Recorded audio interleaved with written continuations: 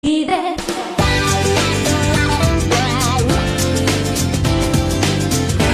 o dicía hai un instante que faime especialmente ilusión. Aquí temos convidados de toda índole e máis. Hoxe estará neste mesmo estudio, dentro dunha hora, Ortiga, un dos artistas máis relevantes da escena compostelá, sen dúbida, de Galicia, que o convidamos e dixo, vou a verte, Álvaro. Pero antes, o que pasa por aquí, antes dunha rolda de prensa, temos o tempo xusto para falar do intenso traballo. Coincidín con ele en varias actividades, presentacións, en Follas Novas, unha actividade de literatura, outro día no Salón Teatro co Centro Dramático Galego. Valentín García, secretario xeral da Lingua, benvido a este estudio. Hola, moitas grazas por acollerme tamén. Benvido. É a primeira vez que nos visitas, pero que nos visite moito. Pois sí, encantado de estar aquí en Radio Líder con todos vos. Bueno, encanta traballar o secretario xeral da Lingua porque vemos que coincidimos en moitas das actividades, unha función moi frenética vinculada ao galego, á cultura, en fin, a moitos aspectos, non? Pois sí, o galego, a lingua, é como parte fundamental de componente dunha riqueza inmensa que ten Galicia, que é a súa cultura, pois é moi transversal, e, polo tanto, por iso me ves en tantos actos tan distintos, porque a lingua toca moitísimos ámbitos, non? E a lingua é unha parte consustancial da sociedade galega, e como a sociedade galega cambiou moito nos últimos anos e vai seguir cambiando, pois a lingua e as políticas lingüísticas que facemos e as medidas de dinamización lingüísticas, sociolingüísticas, culturais, sociais no seu conxunto, pois teñen que adaptarse a estas novas realidades que temos, que afortunadamente pois constitúen todo un desafío, constituen tamén unha oportunidade, hai que verlo así, non exenta evidentemente de problemas, de interferencias que temos que ir solventando como unha sociedade madura e adiantada que somos, non? E avanzada que somos, e a nosa lingua ten que ocupar ese lugar, non? Para que teñamos en conta como parte nosa, da nosa forma de ser, da nosa forma de expresarnos, en definitiva, da forma de ver o mundo que temos dentro de Galicia. En que punto está o galego? O galego ten boa saúde? O galego está para arriba, para baixo? Bueno, eu sempre digo que o galego ten unha delicada saúde de ferro, non? Sí. O galego é unha que se chaman linguas medias, non é unha das linguas nin das máis pequenas nin das máis grandes, evidentemente. A UNESCO considera linguas medias as que pasan dun millón de falantes. O galego ten que posicionarse, está en contacto cunha das linguas máis potentes do mundo, que é o castelán, pero tamén é unha lingua que marca moitísimo a orixe, a confianza, a proximidade. É unha lingua que non xenera conflictos na nosa sociedade, que non se percibe un conflito social por razóns de lingua, como pode pasar noutras sociedades aquí en Galicia. E o que nos falta é fomentar o uso, sobre todo, dentro da xente máis nova. Temos as xeracións mellor preparadas para ler, escribir, entender e mesmo falar o galego, pero logo temos o problema de que, sobre todo nos ámbitos urbanos, que non pararon de medrar nas últimas décadas en detrimento das zonas rurais que están máis despoboadas, por os ámbitos urbanos que sempre foron as zonas máis castelanizadas, pois que a xente nova pois usa o pouco ou outra non o usa, non? É o gran desafío dos últimos tempos que se vai acentuar nas próximas décadas, como digo, que é pois a chegada dos que chamamos os neofalantes, ou os novos galegos e galegas que provintes xente que non naceu en Galicia, pero que se suman a aprender a lingua, a coñecela e utilizala. Claro, temos unha entrada de máis de 115.000 persoas nos últimos 5 anos que decidiron quedarse a vivir en Galicia, e isto é unha noticia moi boa e é necesario para a nosa sociedade, pero claro, son persoas que na súa inmensa maioría son monolingües en castelán, ou cando menos a primeira lingua que adoptan vindo de país de latitudes xeográficamente, culturalmente moi distanciadas da nosa, a primeira lingua que adoptan é o castelán, non? Entón, claro, cando se lles entrevista ou cando se lles pregunta que lingua falan, pois din abertamente pois o castelán, non? E isto é algo que estamos notando, ese ascenso do monolingüismo en castelán, que en máis de 3/4 partes é debido a estas importantísimas milleiros de persoas que están entrando en Galicia chegados de países estranxeiros ou chegados de outras comunidades autónomas. E como se chega a eles? Cursos, entendo? Pois, claro, temos que poñer en marcha, xa anunciamos máis de 100 cursos no ano que ven, pois especialmente pensados para eles, porque terán que ser cursos que non falen Álvaro só de lingua, porque aquí hai que falar de máis aspectos que directamente relacionados con linguas, pero que son cursos de culturización, evidentemente. Eu sempre explico que non vai chegar con explicar a un magrebí como se escribe Castro, é que temos que explicar que é un castro, e por que un castro é importante para nós, e darlle algúns conceptos básicos, por exemplo, do que é a cultura celta, por poñer só un exemplo. É dicir, terán que ser cursos de culturización, de sociabilidade e de inserción ou de acollimento dentro da nosa propia cultura. Ata agora estivemos levando a cabo políticas, pois iso, políticas de inserción social, políticas que teñen que ver co mundo laboral, co ámbito económico, pero agora chega o momento tamén de empezar a traballar sobre a nosa cultura, que é unha parte importantísima, pois é a nosa lingua. E iso é o que temos que saber explicarlles con proximidade, con amabilidade, que en ningún momento se vexan forzados, pero sí inducidos a chegarse a unha cultura moi rica que está encantada de acollelos e de crear esa nova figura que empezamos a denominar agora con ese sustantivo tan simpático de neofalantes. Neofalantes, gústame. Entende que en algún momento hai certo barro político con isto da lingua en sí mesma? Sí, claro, a lingua sempre está supeditada ao debate político. A ver, e en boa medida tamén así debe ser, porque é o indicativo de que a lingua é unha causa viva, non? Que pasa? Que o debate cando pasa desa parte técnico-política para crear un marco normativo ou para debatilo, o que nos trae é un pouco de confusión a veces, non? E sobre todo traenos un decaimento no prestixio social da lingua.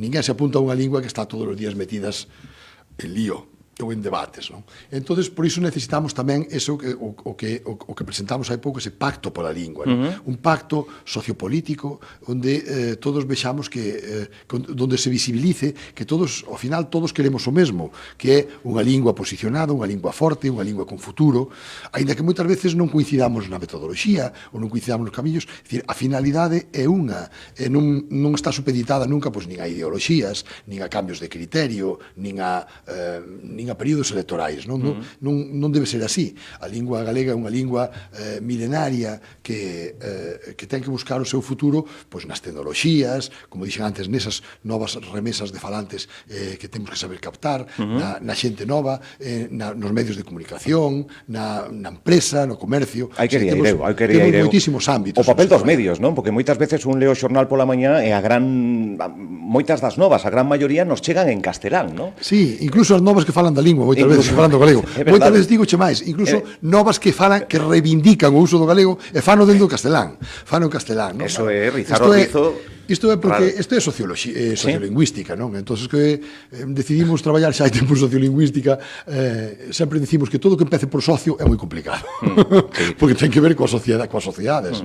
E tamén os reformos, non, señor García? Porque, claro, cando un iba ao médico, falaba en castelán o médico. Sí, claro. E no día a día falaba en galego. E que temos todo o noso pasado tamén pesa no presente, non? Sí, claro, evidentemente. Nós temos a historia que temos, para ben e para mal. É dicir, vimos dunha lingua que era amplamente mayoritaria en todos os sectores da nosa poboación, pero claro, era unha poboación tamén mayoritariamente rural, non? Nas zonas de costa mariñeira. Claro, galego falante, pero tamén era unha situación moi diglósica que falamos. Era unha poboación que tiña moi claro que eles falaban unha lingua B, que a lingua A, a lingua do poder, da economía, dos postos de responsabilidade, era outra distinta da deles, que era o castelán. Daí proviña o cambio, non? Afortunadamente, isto cambiou moito nos últimos anos. Oxe, é moi frecuente que alguén veña dun concello rural ao médico a Santiago, por exemplo, e que o médico fale galego e que o paciente fale galego tamén. Isto hai anos non era así. É dicir, o médico, salvo excepcións, o médico falaba castelán e o paciente se podía e se atrevía, falaba o castelán, cambiaba o castelán que pedía, pero era claramente galego-falante. Hoxe, afortunadamente, isto non é así. Isto todo cambiou, non? Pois nas cidades hai xente que fala galego, cando menos fala tamén galego ou algo de galego, pero tamén é certo que no rural hai xente que tamén fala algo de castelán, ou máis castelán que galego, ou castelán, unha situación que tamén antes non se daba. Tamén din que non hai galego que non hai galego mal falado.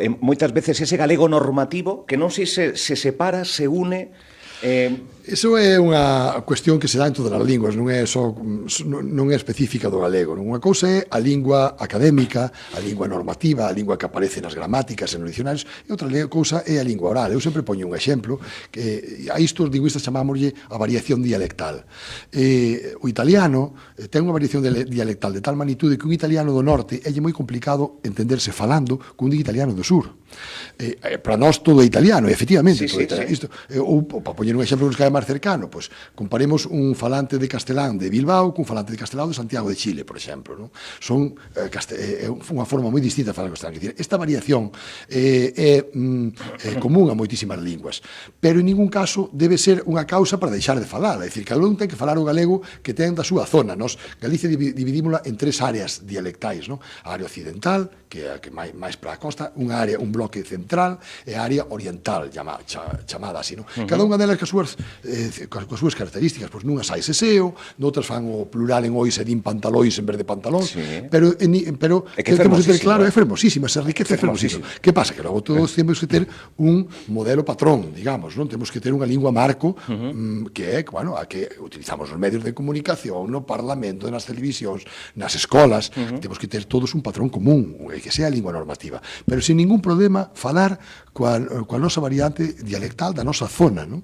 E iso é perfectamente correcto. Outra cousa é a hora de escribilo, a hora de ensinalo, a hora de lelo nun acto público, que evidentemente debemos falar na lingua normativa. Falaba das empresas, falaba dos medios, falaba, bueno, pois, en fin, da relación que ten o galego co noso día a día, e as empresas, lía unha nota de prensa que vostede enviou que deben ser máis conscientes donde están ubicadas, coller o galego como unha ferramenta de uso máis cotidiano. Sí, as empresas e o comercio, o tecido socioeconómico, no seu conxunto, é unha parte importantísima que use para calquera lingua. Vivimos nunha sociedade onde a economía está na nosa médula espiñal, non? Para o funcionamento diario. E entón, que lle dicimos ás empresas? Que, evidentemente, sendo conscientes da inmensa variación que hai dunhas a outras, non é o mesmo falar cunha multinacional que cunha empresa que se dedique a comerciar con produtos agroalimentarios de proximidade, non? Pero cada unha, na súa medida, ten que ver ao galego como unha riqueza e como un potencial tremendo. Por qué? Porque a hora de comercializar os nosos produtos, se o facemos en galego, o galego está marcando denominación de orixe, empezando por aí. Eu sempre poño tamén un exemplo. Casi ningún de nós iría a comprar a unha tenda vodka que estea etiquetado en portugués, nin viño do Porto que estea etiquetado en ruso, por moi bo que sexa. Ainda que non saibamos ruso e saibamos moi pouco de portugués, a nós gustanos que o viño do Porto estea en portugués, porque sei o que lle dá a autenticidade que ven do Porto. E o vodka gustanos que veña en ruso, porque sabemos que o vodka ou un perfume gustanos que estea en francés. Ben, pois, igual a isto, as persoas que veñen de fora tamén lle gusta que o viño albariño ou o viño de Monterrey estea etiquetado en galego, ou un queixo de Arzúa Ulloa, ou as cárnicas que proceden dos matadeiros de la lingua de Lugo, non? Entón, hai que velo así.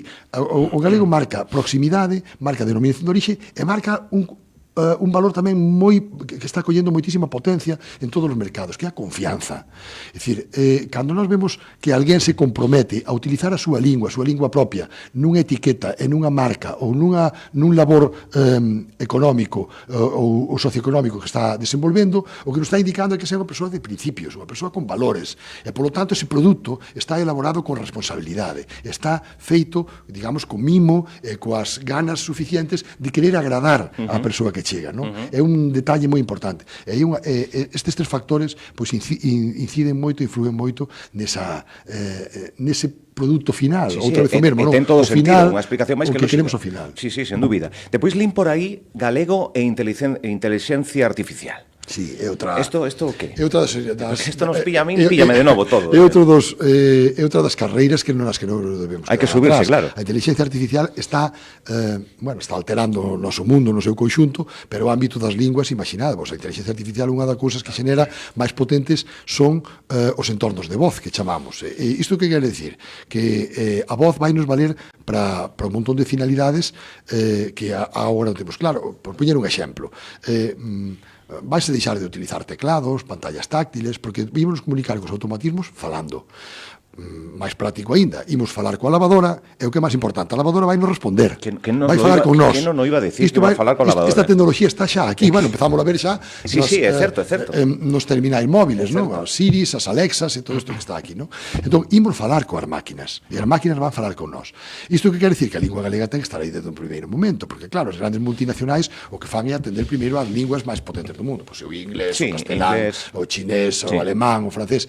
Entón, que estamos facendo nós? Pois por medio dun proxecto que se identifica así, con ese pronome que se chama tan identificativo do galego, que é o Proxecto Nós, é desenvolvendo software, é desenvolvendo ferramentas tecnolóxicas que podamos poñer a disposición das empresas para que logo elas as implanten por nos seus produtos finais, non? Sexa un coche que vai falar, ou sexa unha calculadora, ou sexa un móvil, non? Que teñan o galego a disposición para poñelo aí. E iso é moi importante porque pénsese o que vai supoñer isto por no ámbito do ensino, da traducción simultánea, da subtitulación, de todo, non? Da comunicación en xeral, non? E o que temos é que o que queremos é que o galego estea desde o primeiro minuto en igualdade de condicións que as grandes linguas do planeta, non? E iso estános obrigando, evidentemente, a levar a cabo xunto coa Universidade de Santiago e agora en cooperación das outras duas universidades tamén, pois un proxecto moi ambicioso que o que vai traballar en isto. Que interesante e que ben o explica, Valentín García, o secretario xeral da Lingua. Isto é así, isto é así.